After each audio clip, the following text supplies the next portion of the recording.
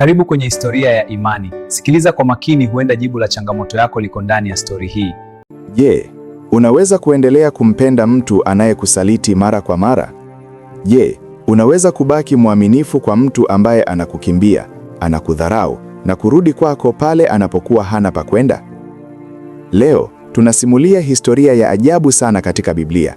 Historia ya nabii mmoja aliyeishi maisha yake kama mfano wa upendo wa Mungu. Hii ni historia ya maumivu, usaliti, lakini pia inatuonesha rehema isiyoisha. Ni habari ya Hosea na mke wake Gomer. Katika taifa la Israeli kulikuwa na uasi mwingi. Watu walikuwa wamemwacha Mungu na kuabudu miungu ya Baali. Dhambi ilitawala. Ndipo Mungu akamuita nabii Hosea, lakini wito huu haukuwa wa kawaida. Mungu akamwambia Hosea, nenda, ujitwalie mke wa uasherati. Kwa maneno mengine, Mungu alimwambia nabii wake aoe mwanamke ambaye hakuwa mwaminifu, na jina lake lilikuwa Gomer. Fikiria hili, nabii wa Mungu, mtu wa heshima, anaambiwa aoe mwanamke mwenye tabia mbaya. Kwa nini? Kwa sababu ndoa yao ingekuwa mfano hai wa uhusiano kati ya Mungu na Israeli. Hosea akatii, akamuoa Gomer. Mwanzoni huenda kulikuwa na matumaini. Labda Hosea aliamini kwamba upendo wake ungemfanya Gomer abadili maisha. Walipata watoto, lakini hata majina ya watoto yalikuwa na ujumbe wa hukumu kutoka kwa Mungu juu ya Israeli. Lakini baada ya muda, Gomer akaanza kurudi katika tabia yake ya zamani. Akamwacha Hosea, akaenda kwa wanaume wengine, akaishi katika uasherati. Hosea akabaki na moyo uliovunjika. Lakini maumivu ya Hosea hayakuwa tu ya kibinadamu, yalikuwa picha ya moyo wa Mungu. Kwa sababu kama Gomer alivyomsaliti Hosea, ndivyo Israeli walivyomsaliti Mungu. Wakati mwingine, Gomer alianguka vibaya zaidi.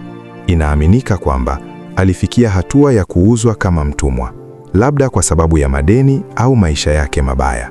Na hapo ndipo sehemu ya kushangaza zaidi katika historia hii. Mungu akamwambia Hosea tena, nenda tena, umpende mwanamke anayependwa na mtu mwingine. Si tu kumkubali arudi, bali kwenda kumnunua tena. Hosea akaenda sokoni, akamkuta Gomer, mke wake wa zamani, amesimama kama bidhaa inayouzwa. Na Hosea akalipa bei, akamnunua, akamrudisha nyumbani kwake. Huo ni upendo wa ajabu, upendo ambao hauangalii aibu ya zamani, upendo unaolipa gharama, upendo unaosema bado wewe ni wangu. Historia hii haikuwa tu kuhusu ndoa, ilikuwa ni picha ya Mungu. Israeli walimsaliti Mungu, walifuata miungu mingine, walidhani wanaweza kuishi bila Mungu. Lakini Mungu hakuwafuta mara moja. Aliwatuma manabii, aliwaonya, aliwasihi warudi. Na hata walipoanguka, Mungu alisema, nitakuponya uasi wako, nitakupenda kwa hiari yangu. Upendo wa Mungu si dhaifu, ni wa kuvumilia, lakini pia ni wa kurejesha. Labda leo kuna mtu anayesikiliza. Uliwahi kuwa karibu na Mungu, lakini polepole ukamwacha, ukachagua njia nyingine. Historia ya Hosea na Gomer inasema, bado unaweza kurudi, kwa sababu Mungu bado anakutafuta.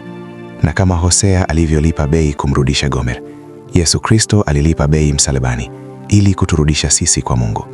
Upendo huo hauchoki, hauchafuki kwa dhambi zetu, hautishwi na aibu yetu. Hosea hakumwacha Gomer milele. Alimtafuta, alimnunua, alimrudisha. Na ndivyo Mungu anavyofanya leo. Ukikimbia, anakufuata. Ukianguka, anakunyanyua. Ukipotea, anakuita urudi. Hii si tu historia ya kale, ni historia yako. Ni historia yangu. Ni historia ya upendo wa Mungu. Historia hii inapatikana katika Biblia takatifu, kwenye kitabu cha Hosea, sura ya 1 na mstari wa 1 na kuendelea. Na kama umebarikiwa na neno la Mungu, tafadhali usisahau kusubscribe na comment ili upate historia nyingi za imani. Mimi ni Costa Kwibe Buloze. Mungu akubariki.